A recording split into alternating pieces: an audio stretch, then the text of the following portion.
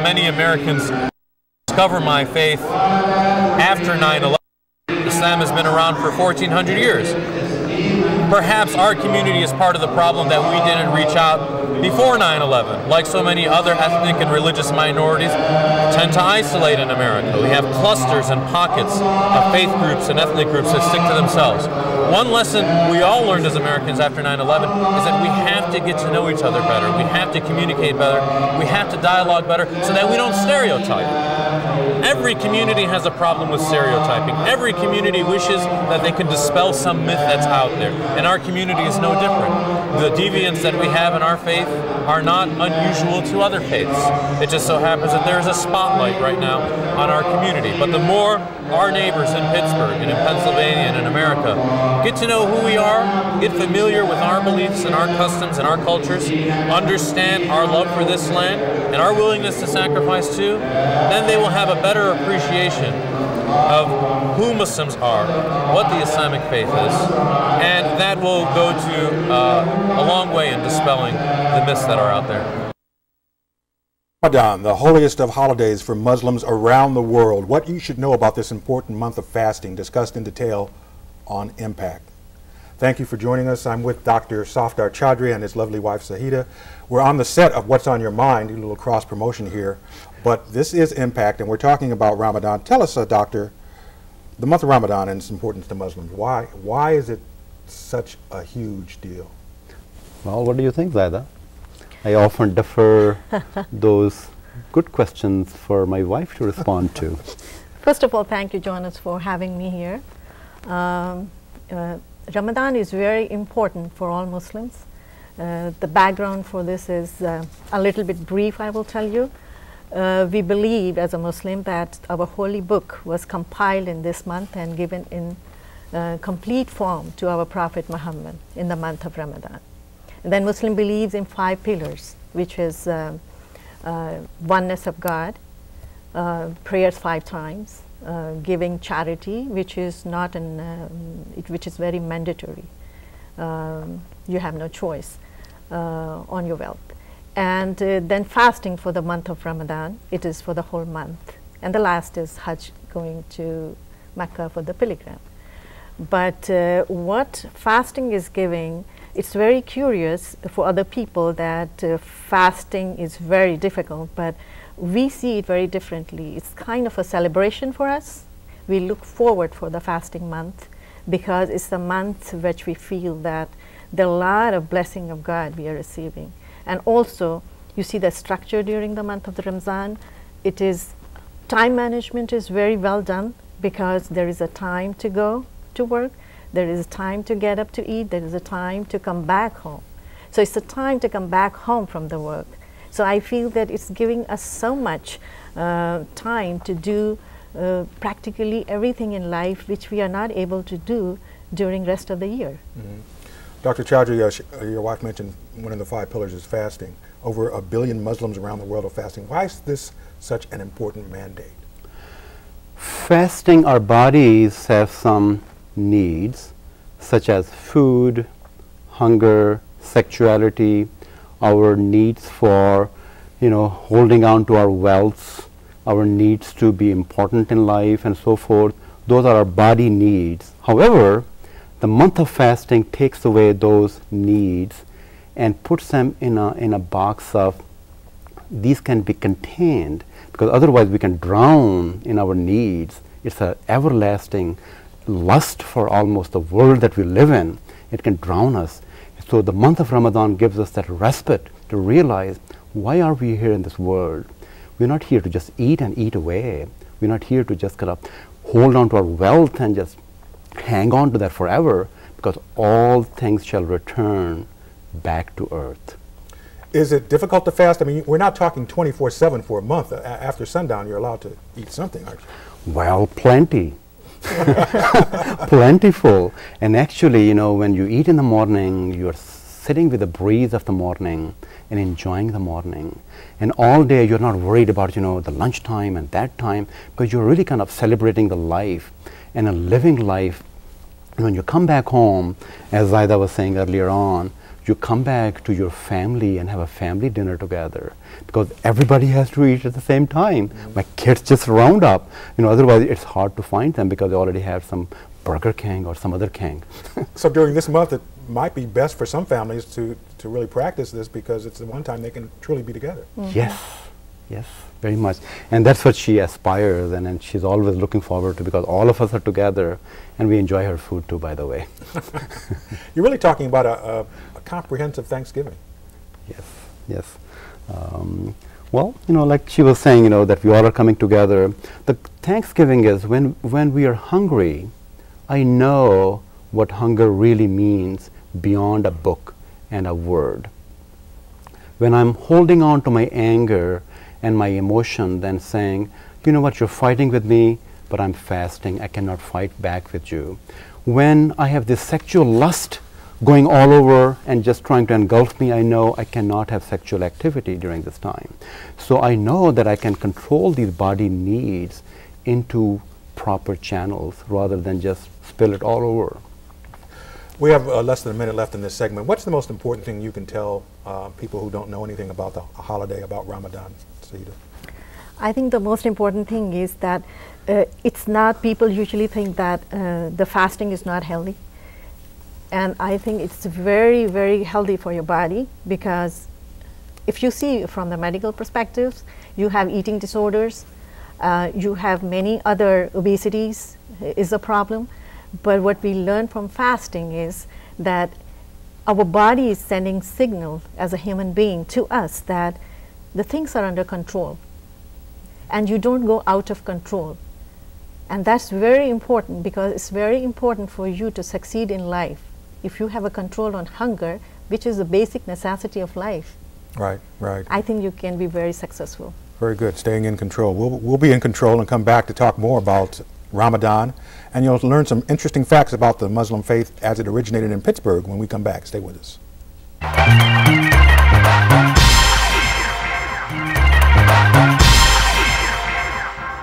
Islam is a 20th century phenomenon, and it's in America. The first indigenous mosque ever built in the United States was built right here in Pittsburgh. Al-Awwal, the first. It sits right there on Center Avenue to this day. So it's people just, like I said, the history is not taught.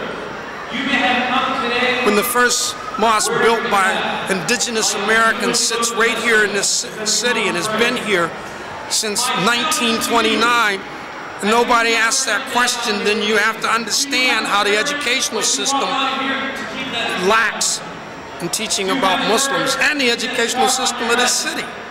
This should be a landmark. People should investigate it, because African Americans have been present as Muslims in this city from slavery on, and began to reorganize in the 20th century. We've been here, and we've been good citizens and good neighbors. That's what's been missed. It's not that we're some new phenomenon. Al-Awwal on the Hill District, Center Avenue since 1929. Who knew?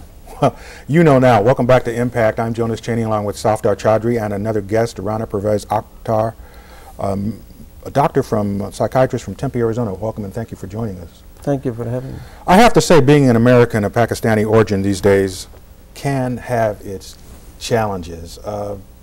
Some of your observations, are things improving, do you think, in terms of that particular topic? Yeah, there has been, it was quite a time after September 11 because of all the stuff which was going on. But I think now people are understanding more what is going on in Pakistan. In context of more information is coming about, people are more talking about it, that how this whole issue started and how the international community was involved in creating a response to the Soviet invasion. And now we are facing the consequences of that. So the response is getting more coordinated and better. Dr. Chaudhary, do you think the world is looking on Pakistan with a different viewpoint these days? I would say yes and no. I think yes in a manner that the first reaction is when people look at, when I have been called a terrorist by one of my patients, and she said, well, go back home. But that was at a reactionary time when people were very emotional and whatnot. And now they ask from a curiosity. I just met a patient yesterday, and she goes, I'm flying down to Islamabad Monday, and she was asking me small questions, what I should wear, what should I do, but she's going there to help and assist the humanitarian crisis that's erupting out of all these wars going on over there. So I think at a governmental level there's a better understanding. I think at a common person level it's a better understanding, but Chad, there's a lot more that needs to be done. Yeah. We have some still pictures that you sent that pretty much explore the landscape and the countryside and the everyday life of Pakistanis. And I have to ask you, what do you think is the most important fact Americans should know about Pakistan and its history as we look at these pictures? Well, Rana can add in a bit, but when you're looking at all that, people say, well, wow, I didn't know such a beautiful architect. I didn't realize such a beautiful landscape. I didn't realize, such a beautiful people, and people like you and I. And I was in a conference, and one of the speaker, said a joke. He goes, the Pakistani bus was going, and it was all full at a stop. When 50 people wanted to get on the bus, there were only 4 seats, and the bus rolled over after taking those 4 people, and the driver said, I had 4 seats in the bus, but I have many seats in my heart. That's what people need to know. Pakistanis are wonderful human beings. They love culture, they love art, they love food, they love everything, and they're human beings like anybody else. But there are few who are struggling with this fundamentalistic views, which is destroying our culture and in our nation. Yeah, and the last picture we have coming up is of a little girl from Pakistan, and I guess the important thing to take away from looking at her is that, hey, I'm just like you. Yes, yes, yes. Very well said. We are just like you. Who manufactured all the human beings on the face of the earth? We were not manufactured from a different plant. It was the same plant, which cultured the whole world. We are all different places, but we are all same when it all is said and done. Dr. Akhter, what was it like when you were growing up in terms of art and culture and family life in Pakistan? Those times were quite simple. I mean, at that time it was totally different than what it is now. When we were growing up, it used to be very safe. Drug culture was not there. We didn't have that guns available, which all started after Soviet invasion. So it was very peaceful, and for us to go to different places like old historical buildings, it used to be very safe, and as a kid you can run around there and not really thinking about getting into serious trouble. It seemed like when people say it takes a village, I mean everybody was so involved. I mean they will direct or redirect kids. So it was quite a peaceful time, I will say. Yes, I agree. What has been, in terms of the changes that have taken place, and you just described several, what has been the effect on ordinary citizens there? Well, when we put in any seed in the ground, it gives back the plants that we sowed. So Soviet Union put in a lot of ammunition back there, and then we as a country from United States were a very good competitor. So we have a lot of mines and a lot of ammunition floating around. So the consequences are all the hatred that developed over there is a crop that the international community developed and sowed, and we all have to pay the price for that. And Pakistan became an innocent bystander to the larger scheme of chess game that gets played in different parts of the world, all the history that we know of. What do Americans living in this country need to do to assist with the current struggles that you face over there? We need to send missionaries of peace and not more guns. We need not to be fearful of the people of Pakistan or that region, or for that matter, any part of the world. We need to show and understand these are common, ordinary human beings struggling with the same sense of wanting to have peace, pleasantness, harmony, and wisdom, and enjoy their simple life as it's presented to them. You're talking about common, ordinary human beings and peace, and discovering our core self and becoming fully alive. I mean, those are things that I hear you talk about all the time on What's on Your Mind. Yes, yes. We come back to our own self. So you see me as an individual. I may have a title of a psychiatrist and a father and a citizen and whatnot, but after all, you and I are same human beings. So are, you know, my friends and colleagues and citizens, and I even include in all this life plants and animals and birds, and that life becomes wonderful, global, peaceful presence of whatever you want to call it. Okay. We're going to take another break. Thank you, Dr. Akhter, for joining us today. Thank you for having me. Appreciate you coming. We'll have more of Impact when we return. Stay with us.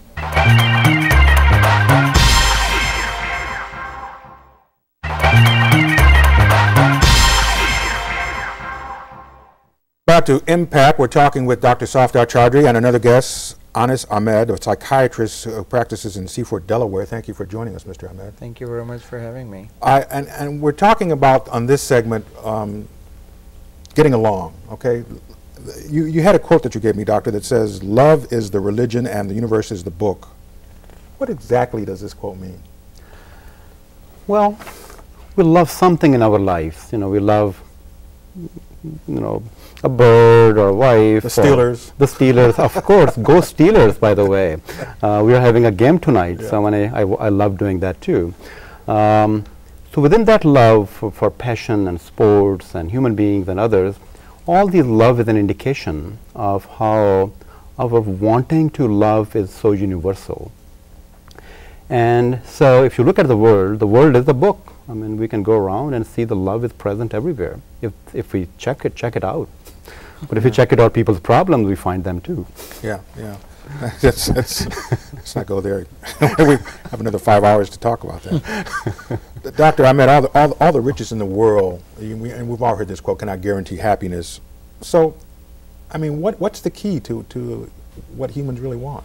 I think if we look back historically, what has been the key to happiness is mostly simplifying our life and learning more about ourselves, digging deeper in ourselves to understand who we are, what we need, and why should we do something.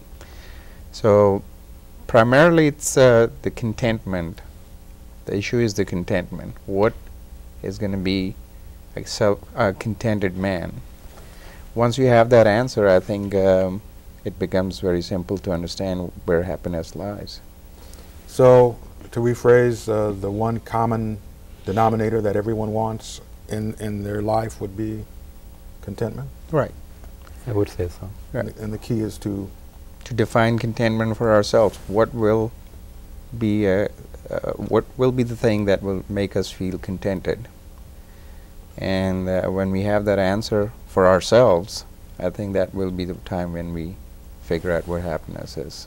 Yet your son, who plays on the high school football team, is trying to make the first string squad, and the coach says, "Are you happy? I moved you up to first string. Are you happy?" "Yeah, I'm content."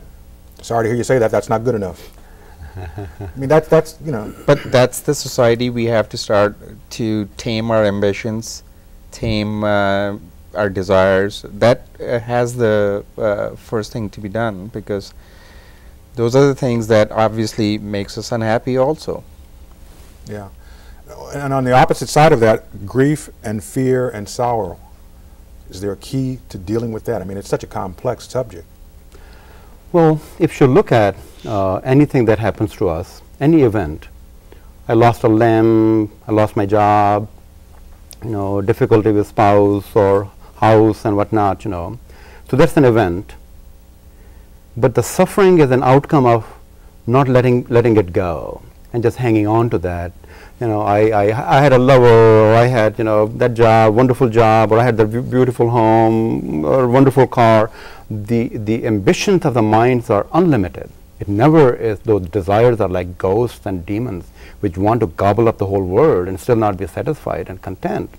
So we have to recognize those ghosts of greed have to be tamed. Then the wonders just emerge. They don't have to be called into action. And from the fear factor, I mean, I'm looking at your what you're wearing today, and I'm fine with it. It's no problem. But a lot of people might be fearful when they see you in the original, ornamentation of your homeland. Yes, and that was one of the things that I want to demonstrate or make a point today. If somebody has a beard, it does not necessarily qualify that to be a terroristic individual. If somebody has a name that says Muhammad or Akhter or whatever, that seems foreign, that does not qualify that to be the bad guy around the block. We have to go beyond the appearances and see an individual in the depth of who they are. So we can be very reactionary to when we are kind of fearful. Everything is shocking, and it's almost like if I have an accident, I don't want to go there again, but I have to go back and check it out. The world is more than an accident. Yeah. We're in so much pain today. I mean, everyone is hurting so much. Dr. Ahmed, how can individuals, communities, and the world heal? I think the basic understanding, which has been discussed in the previous segments also, that our aspirations, our needs, our desires are pretty much the same. And if you look around in the whole humankind, we all need the same thing. So I think accepting that fact and looking not at the differences, instead of looking at what is common between us, will probably help us with getting through the grief, anger, frustration, and anxiety as well. We're talking about international global economy, but there's a universal message also in love and compassion. Yes, so we can, well, I believe that, we are having the G20 segment, the summit here, yeah, which is wonderful, but the balance have to be there. If we start collecting based on people's misery, greed, and gold, they will never satisfy any appetite. So the message is there's a way of loving not attached to what is loved. Observe how water is with the ground, always moving towards the ocean. To the ground, though the ground tries to hold water's foot and not let it go, this is how we are with wine and beautiful food, wealth and power, and we get drunk with our wanting, and they get us killed. Yeah. Yeah, I mean, there is something very damaging about holding on. We're all prejudiced in some way. I mean, some people don't like rye bread. That's a small prejudice, but how can holding on to these prejudices hurt us on a larger scale? It has prevented us from understanding each other, having a universal approach, a holistic or a global approach to looking at humanity in general. So the biggest hurdle has been the prejudice and not trying to get rid of that. I know, Doc, you were saying that you really didn't know a lot about prejudice or racism until after 9/11, and all of a sudden you realized, it's really existing out there. America is the most wonderful country. I must say that. I don't want to kind of make the assumption it's not. The reason we are here and able to talk about this whole thing in the manner that we are speaks for the beauty of this country. My worry is we should not become hostage to the fears of others. We need to continue to do what we have already been doing and recognize our love and compassion for others, and our giving and our charities and our beauties can make bridges between other countries and other people, and it's far more better crop to raise. Well, let's give some more information for people who want to find out more and how they can contact Dr. Ahmed or Dr. Akhter. You can call 724-468-3999 or go to seclair.com. And we thank you so much for joining us, Dr. Ahmed. Thank you very much. Have a great stay in Pittsburgh and watch the Steeler game. Sure, I will. Go Dr. Chaudhary, as always. Yeah, thank you. Thank you, Jonas. It's been a pleasure. And your show, What's on Your Mind, 7:30 on Monday nights on PCNC. Wonderful. Sunday at 4:30. Repeated Sundays at 4:30. Thank you for watching. We'll see you next time on Impact. Take care.